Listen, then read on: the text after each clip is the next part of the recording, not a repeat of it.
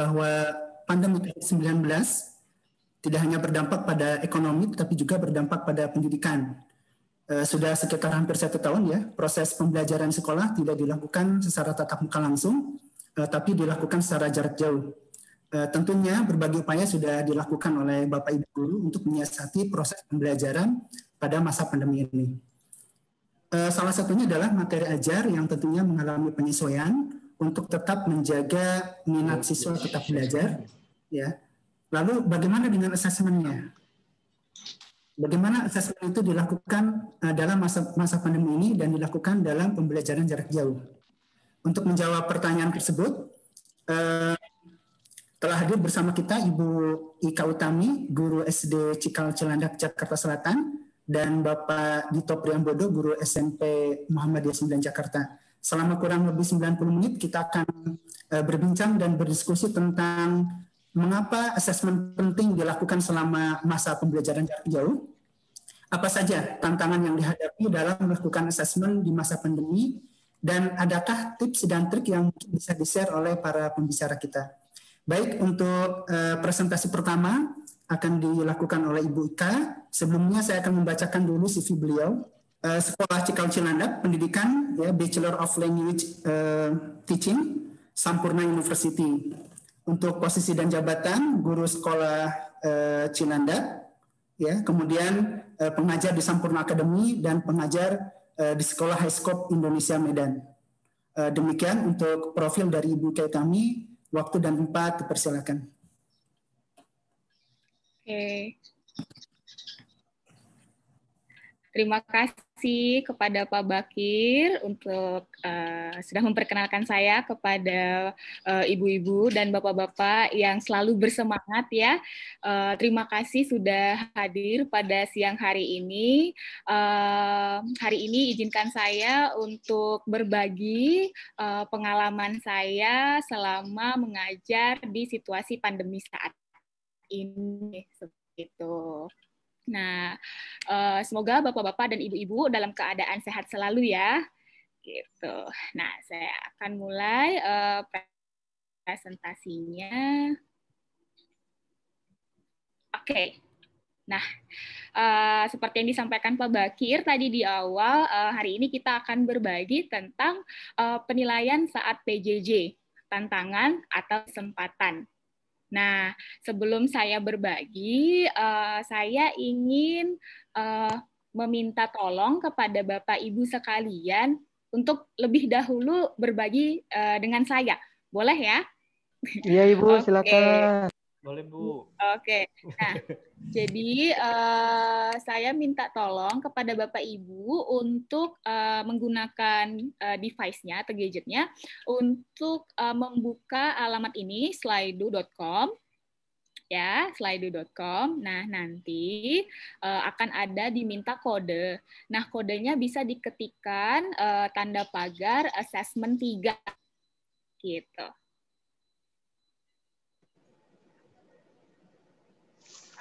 Oke, nah kalau sudah, nanti kita akan di sini. Nah, untuk ibu-ibu dan bapak-bapak yang sudah berhasil mengakses slido.com-nya, nah di sini saya punya pertanyaan nih. Yang pertama adalah, apa sih yang menjadi tantangan terbesar Bapak Ibu saat melakukan PJJ? Nah, boleh diberikan tanggapannya di sini ya. Oke, terima kasih sudah ada yang merespon. Nah, yang pertama itu fokus anak untuk belajar. Ya, apalagi kita tidak bertatap langsung dengan anak-anak ya, susah untuk mengontrol anak-anak agar mereka tetap fokus belajar. Jangankan online ya, pada saat offline pun belum tentu semua anak bisa secara mudah untuk fokus saat pelajaran. Kemudian koneksi, betul koneksi ini sering sekali menjadi masalah ya. Jadi tiba-tiba pada saat kita lagi ngajar, anaknya tiba-tiba offline, nggak tahu kemana. Alasannya alasan koneksi gitu ya. Kemudian masih sulit untuk beradaptasi dari offline ke online. Betul, ini sangat sulit apalagi dengan durasi online, menatap screen, kemudian menggunakan gadget itu banyak distraksi dan juga banyak yang mengalami kendala. Gangguan kesehatan juga sampai ada ya. Kemudian sinyal internet, keterlibatan siswa, iya, ini tantangan yang sangat cukup berat ya untuk kita meminta anak terlibat aktif gitu dalam belajar. Kemudian, secanggih apapun teknologinya tidak bisa menggantikan interaksi secara langsung, betul ya, seperti ada bordernya ya antara kita dan murid kita. Kemudian memastikan hasil capaian belajar, benar. Gimana ya caranya agar tahu, agar oh anak murid ini sudah paham, oh anak ini masih butuh bantuan itu ya, itu menjadi tantangan sendiri. Anak sering bangun kesiangan, benar Bu, Ibu atau Bapak nih ya, ini juga sering sekali jadi masalah tersendiri untuk saya, anaknya sering bangun kesiangan ya, akhirnya saya harus japri orang tuanya, Bu, anaknya udah bangun atau belum gitu, sudah habis lagi 1 jam pelajaran gitu. Anaknya minta penjelasan materi saat assessment. Oh, lagi assessment justru itu minta arahan lagi ya, minta penjelasan lebih lagi gitu ya.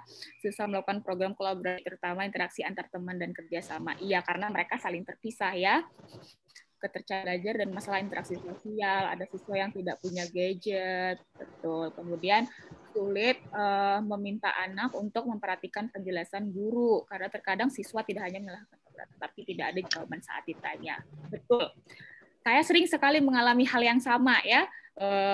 Lagi asik mengajar, tapi tiba-tiba itu layar kamera sudah hitam, kemudian dia di-mute, ketika ditanya, dipanggil, nggak ada jawaban, dan tiba-tiba langsung off dari meeting.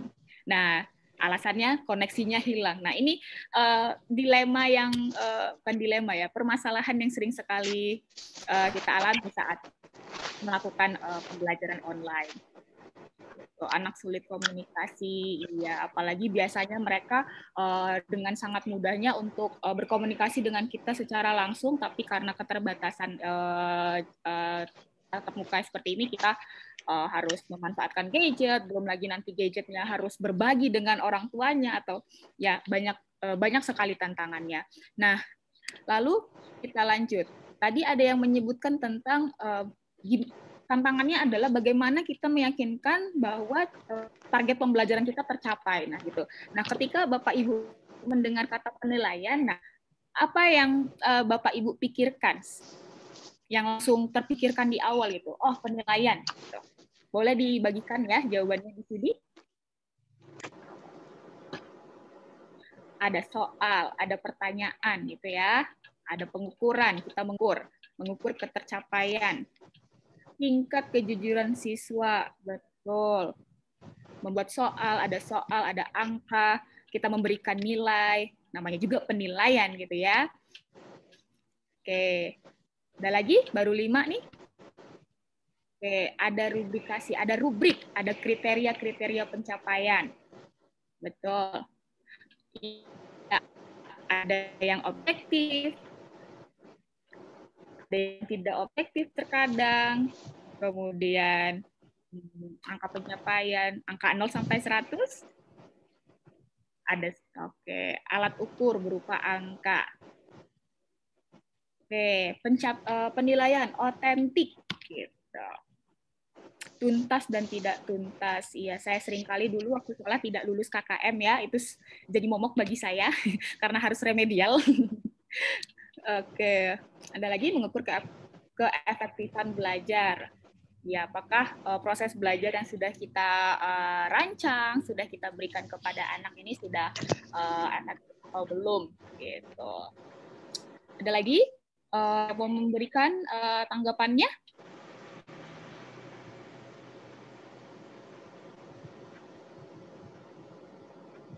Oke, jadi tidak hanya menilai pencapaiannya, tapi penilaian sikapnya juga.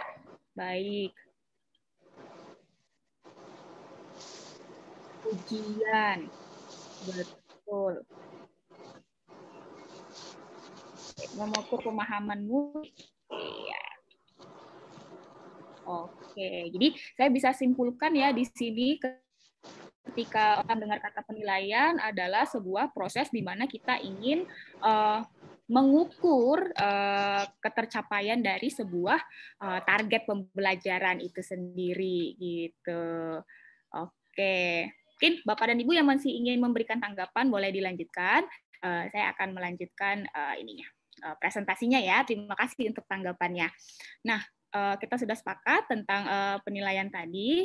Nah, di sini mungkin saya akan berbagi sedikit hal yang biasa saya lakukan ketika mendesain proses pembelajaran. Mungkin Bapak dan Ibu di sini sudah familiar dengan backward design atau desain pembelajaran mundur ya. Nah, ini yang bukan sering ya, saya lebih nyaman melakukannya dengan cara seperti ini. Jadi di mana kita tahu dulu target pembelajarannya apa ya.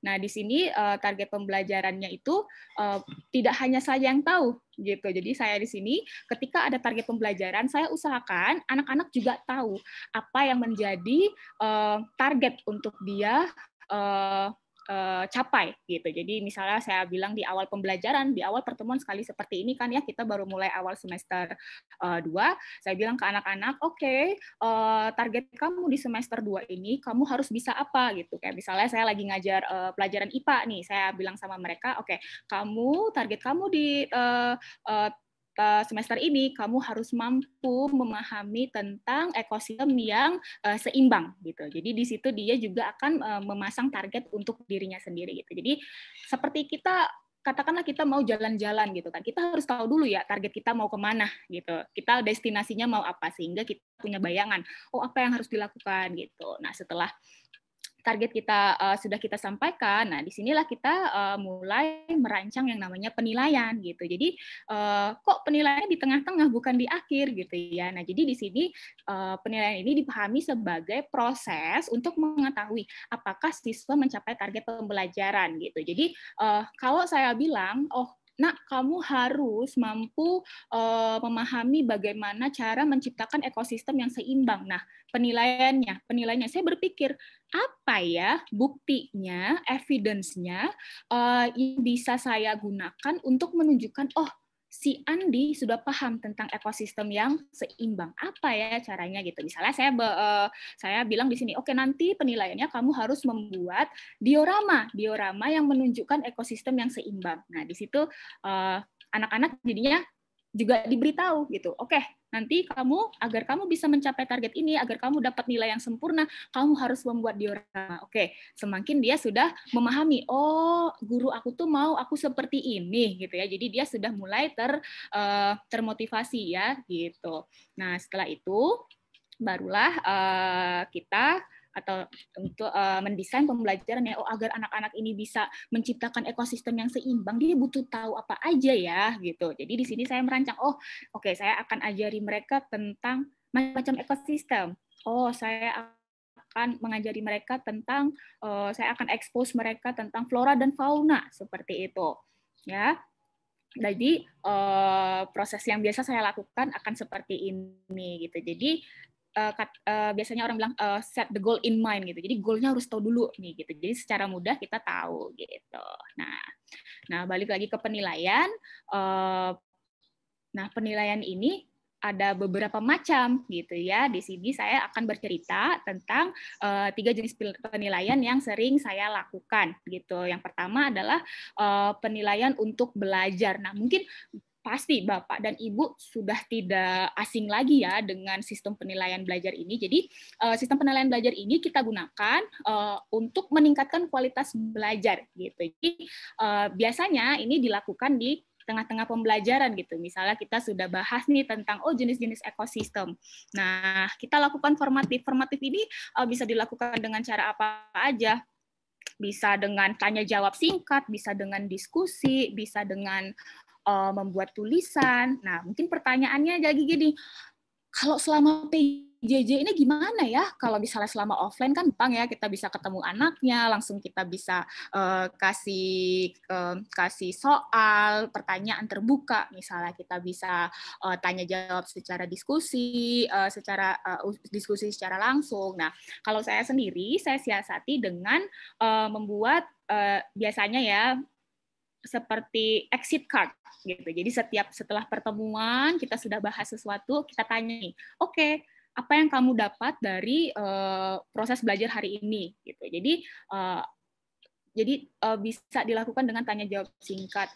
Kalau misalnya secara online bisa, kalau misalnya pakai Google Classroom, kita bisa buka quiz sederhana sehingga anak bisa memberikan jawabannya di situ. Atau mungkin yang masih menggunakan gadget pakai melalui grup WhatsApp, kita lempar pertanyaan sederhana yang tidak usah yang serius-serius, maksudnya pertanyaan yang memang anak-anak dengan sejujurnya bisa menjawab apa yang sudah dia pahami dari proses belajar saat itu gitu. Jadi dengan informasi ini tadi kita sebagai guru mendapat informasi, oh ternyata dia belum paham nih tentang jenis-jenis fauna yang ada di gurun misalnya. Oh dia belum paham nih tentang bedanya flora yang ada di perairan di sungai ataupun di lautan gitu. Jadi itu informasi, sehingga kita dapat informasi tambahan, oh kayaknya aku butuh ngerubah strategi belajarnya nih, aku butuh kasih dia tambahan gitu. Kayak misalnya oh kayaknya dia butuh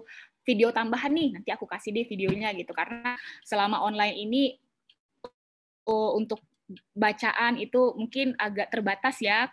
Nah, jadi mungkin bisa kita bantu dengan mencarikan video-video tambahan seperti itu. Kemudian ada yang dinamakan dengan penilaian hasil belajar. Nah, ini sampai seperti tadi sudah dibahas di awal, ini yang biasa kita lakukan.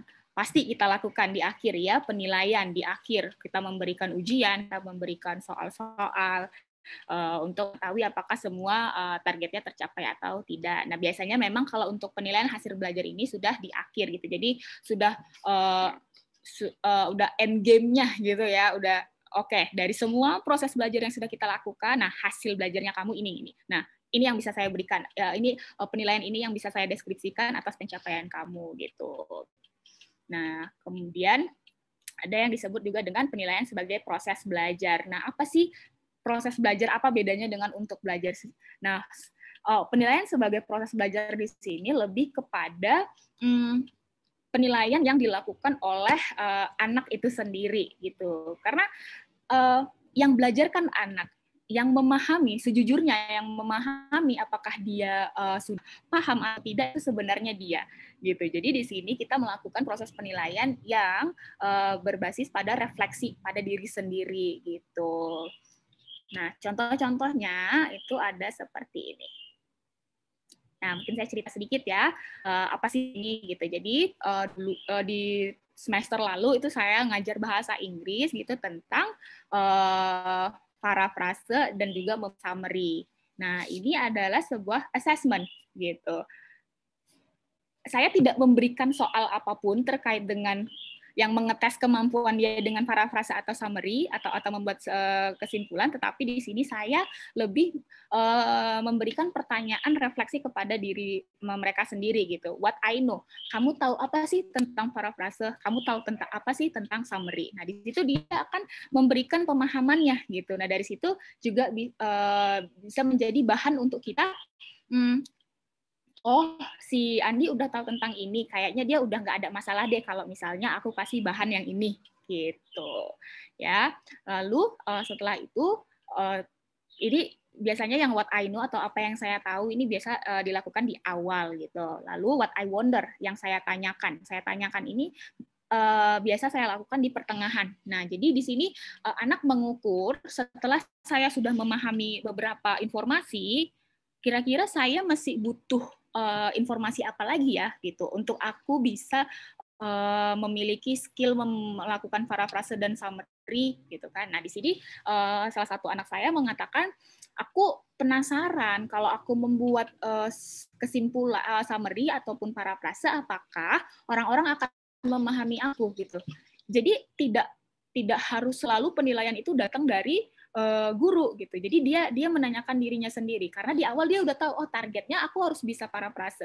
Nah, aku udah latihan nih, aku sudah membuat parafrase, tapi kok aku nggak yakin ya apakah orang-orang bisa memahami aku dengan kata-kata yang aku buat. Sehingga nanti informasi ini menjadikan guru untuk bisa menyediakan beberapa latihan tambahan, misalnya kayaknya Andi butuh latihan lagi menggunakan sinonim, atau Andi butuh lagi latihan untuk menyusun kalimat majemuk bertingkat, seperti itu contohnya misalnya.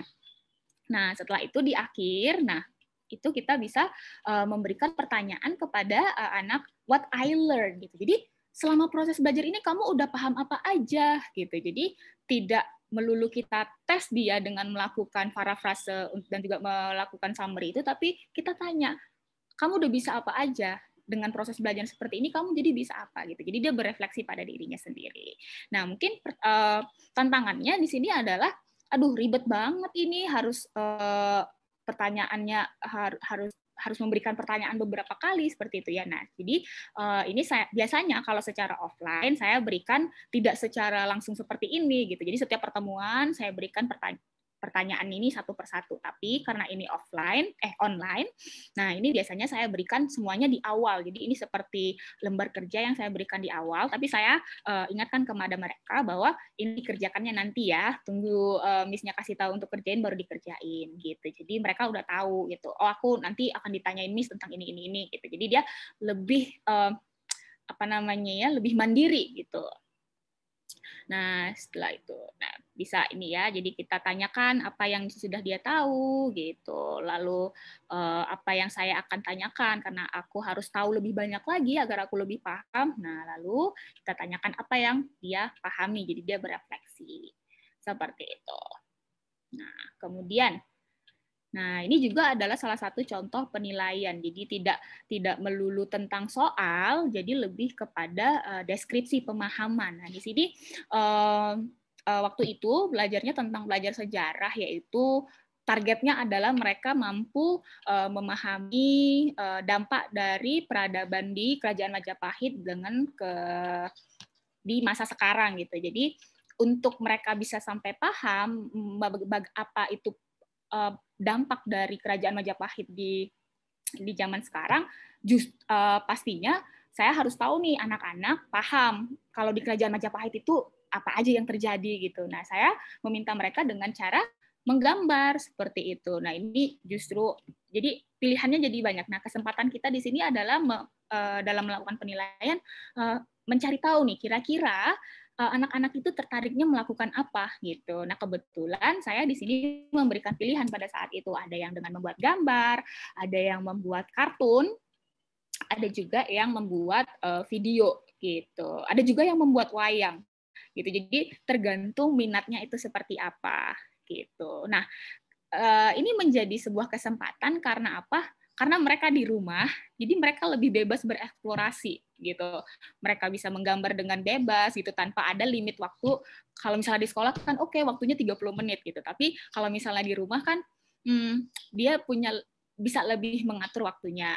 Tentu tantangannya adalah ini benar-benar nggak sih anaknya mau ngerjain atau enggak gitu ya. Tapi dengan kita memberikan sesuatu yang dia sukai, saya yakin anak-anak akan komitmen untuk melakukan tugasnya seperti itu. Jadi ini adalah penilaian untuk belajar gitu. Jadi kalau saya sudah tahu, dia sudah tahu nih Kerajaan Majapahit itu adalah awal mulanya penyebaran Islam gitu kan. Waktu ada Kerajaan Majapahit itu mulai ada perdagangan dengan India dan Cina gitu, dia udah paham gitu.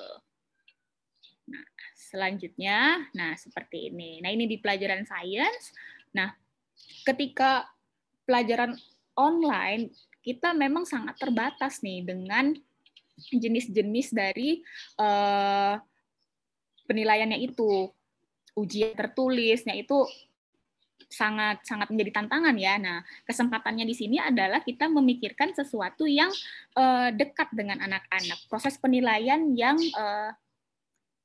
bisa dilakukan secara performance gitu.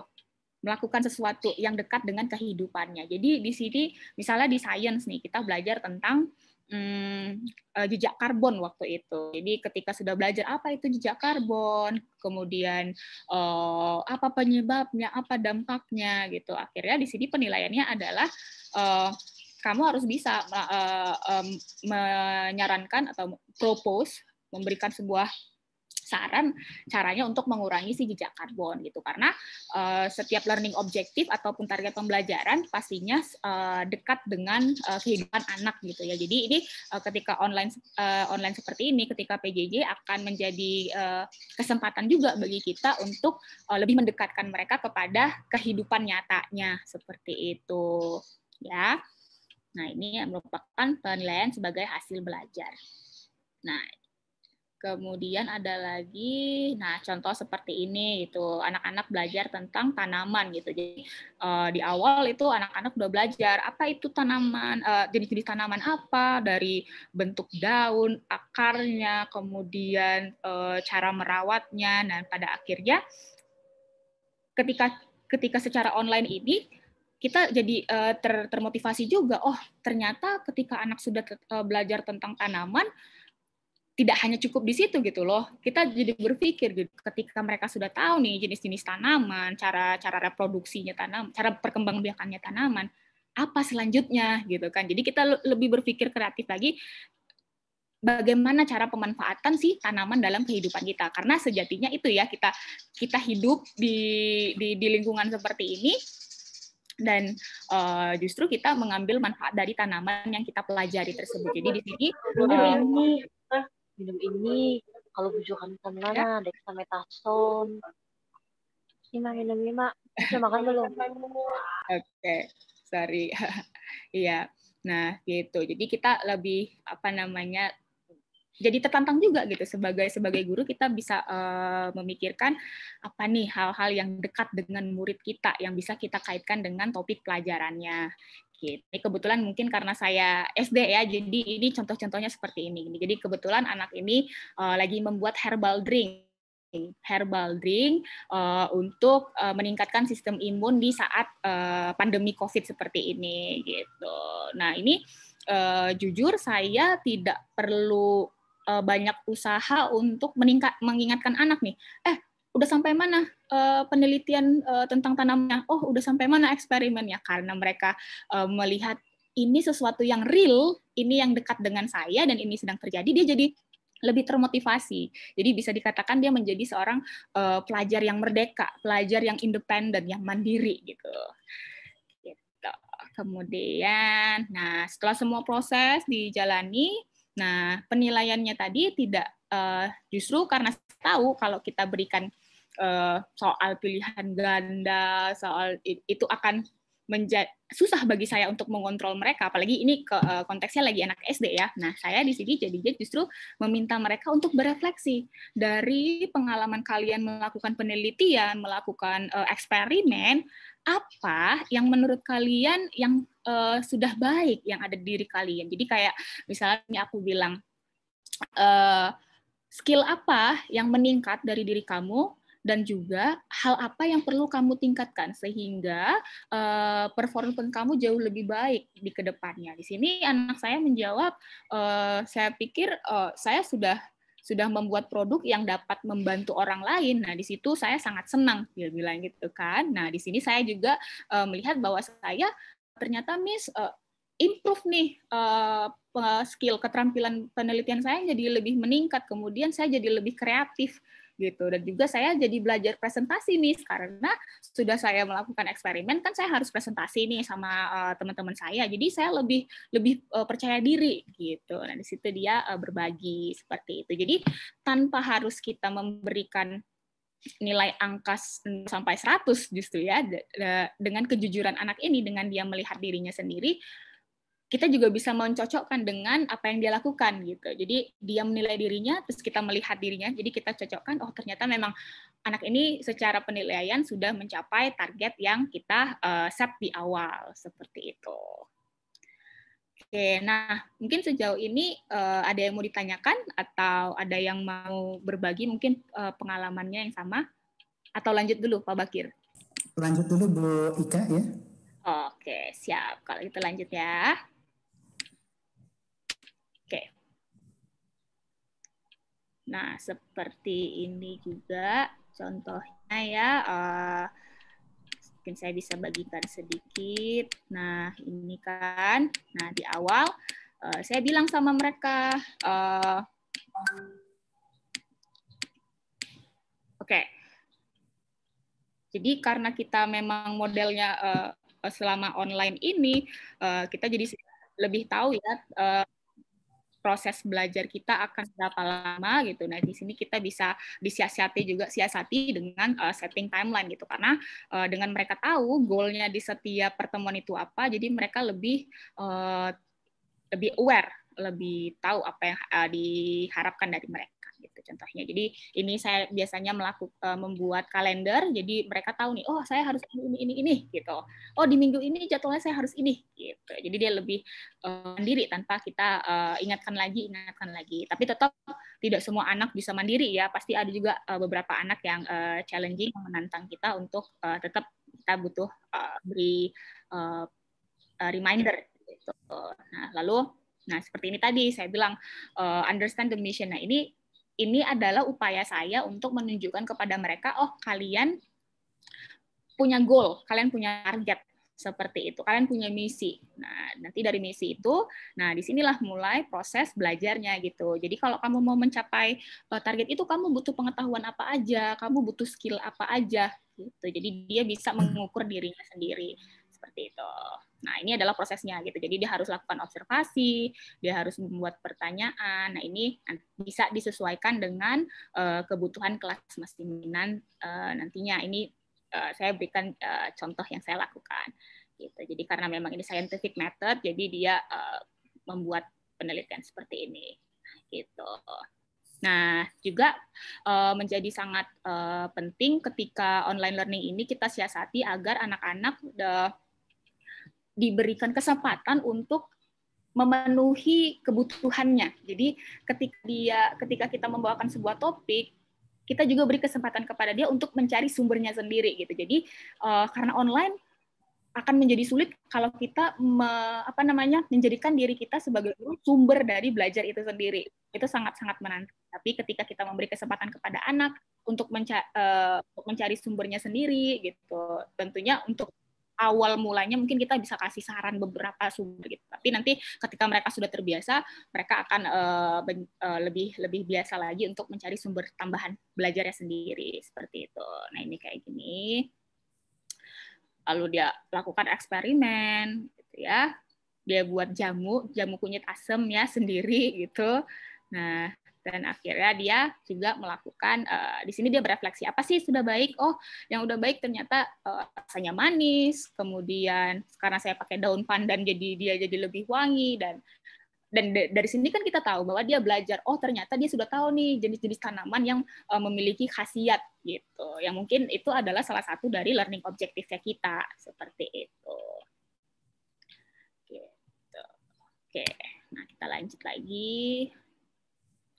Nah, tapi tidak cukup dengan melakukan penilaian. Nah, kita juga butuh memberikan umpan balik atau feedback. Nah, mungkin saya cerita sedikit. Saya pernah ditegur sama murid saya karena dia bilang gini, ini suruh aku ngerjain tugas, tapi feedbacknya nggak ada, aku nunggu ya, gitu. Jadi malah saya yang diburu-buru muridnya gitu, Miss, apalagi yang harus aku kerjain? Ini udah bener belum gitu. Jadi justru muridnya karena dia sudah tahu dia punya target gitu kan, dia berpacu dengan timeline yang sudah saya berikan.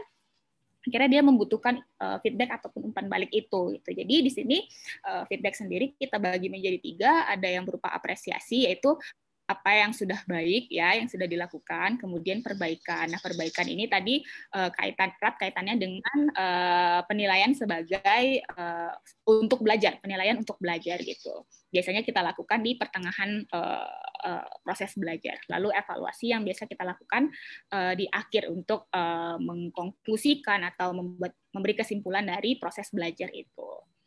Nah, ini salah satu contohnya gitu. Biasanya kalau misalnya di kelas mungkin saya akan meminta mereka, ini ketika belajar tentang ini ya pecahan, coba mungkin saya akan meminta mereka untuk menuliskan pecahan. Biasanya pasti akan saya ada ini worksheet gitu ya atau lembar kerja, tapi karena online apa ya yang bisa dilakukan? Oke, memanfaatkan hal-hal yang ada di rumah. Saya meminta mereka untuk membuat video yang merepresentasikan si pecahan itu. Nah, di sini saya mencoba memberikan umpan balik berupa apresiasi. Videonya mudah dimengerti, Aram, kerja yang bagus. Nah, karena ini jadi dia termotivasi. Oh, ternyata Miss paham apa yang aku sampaikan. Berarti aku mengerti ya apa yang makna dari pecahan itu. Aku sudah tahu caranya untuk representasi si pecahan itu gitu. Nah, keuntungannya lagi apa? Kita semakin mendekatkan anak pada kehidupan nyata gitu dengan menggunakan barang-barang yang ada di dekatnya. Ada juga anak-anak yang, Miss, aku mau pakai buah-buahan yang ada di kulkas. Oh, boleh. Miss, aku mau pakai ini deh, aku mau buat pecahan dari ikan-ikan yang ada di akuarium aku. Nggak masalah, gitu kan. Kita lebih membuka pada sumber belajar yang ada di dekat rumah kita. Gitu. Nah, lalu di sini, nah kalau yang ini berupa, nah biasanya nih, akan banyak seperti ini nih kalau misalnya lagi di sekolah gitu ya, akan banyak paper and pencil. Tapi karena secara online akan diminimalisir gitu. Jadi ini kemarin juga belajar tentang apa ini? Oh ya, tentang fraction, tapi pengantar untuk fraction.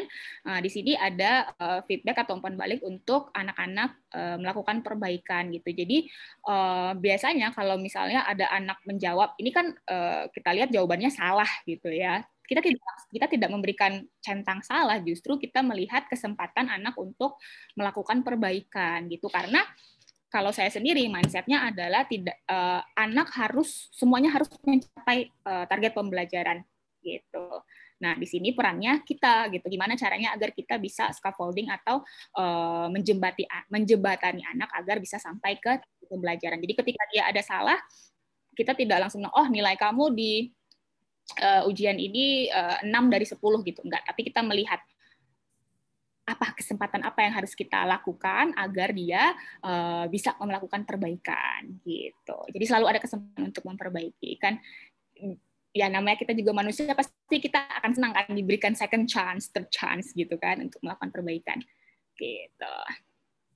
Nah saatnya evaluasi. Nah, evaluasi ini adalah sebuah kalau di saya sendiri prosesnya adalah di akhir. Jadi evaluasi ini berupa diskusi dengan orang tua gitu, diskusi dengan orang tua, kita sampaikan Bapak Ibu dari proses belajar ini yang sudah baik dari si A apa. Jadi tidak semerta-merta kita mengatakan nilainya matematika 100, di bahasa Inggris masih 80, enggak. Tapi di sini kita evaluasinya, kita bilang kita lihat komitmen dia untuk melakukan pekerjaan sudah cukup baik, hanya saja dia harus lebih detail dalam pekerjaannya gitu. Jadi tidak hanya sekedar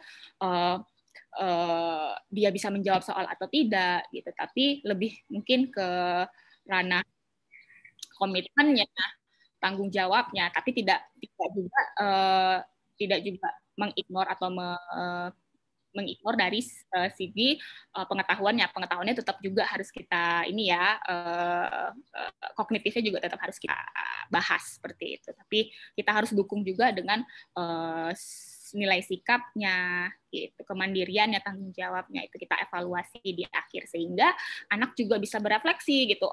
Kata Miss, aku udah baiknya di sini. Jadi kedepannya aku mau lebih baiknya di time manajemennya gitu. Aku mau lebih baiknya lagi di lebih detailnya seperti itu. Gitu. Jadi selalu proses penilaian selalu membuka kesempatan untuk melakukan perbaikan seperti itu. Nah, mungkin ini untuk konklusi cerita saya hari ini. Jadi di sini ini adalah sebenarnya proses belajar ya. Jadi di mana guru, teman sebayanya mereka juga anak-anak itu memiliki peran di mana mereka harus memahami apa yang menjadi intention ataupun target belajarnya. Sedangkan peran guru adalah memberikan kesempatan untuk mereka dapat memberikan bukti bahwa mereka mampu mencapai target pembelajaran dan juga memberikan feedback. Sedangkan anak, temannya juga, anak sebagai siswa ya, di sini mereka memiliki peran yang cukup besar untuk bertanggung jawab dengan proses belajarnya diri sendiri, sehingga kita bisa menciptakan generasi pelajar yang long life learner gitu, yang bertanggung jawab dengan proses belajarnya sendiri. Jadi tidak selalu depends pada gurunya seperti itu, ya. Tuh. Nah, saya tutup dengan apa yang saya pahami ya, bahwa penilaian bukan sekedar membeli nilai di akhir proses belajar, melainkan bagian dari proses belajar itu sendiri, seperti itu. Oke. Oke, terima kasih Pak Bakir. Sudah cukup presentasi dari saya.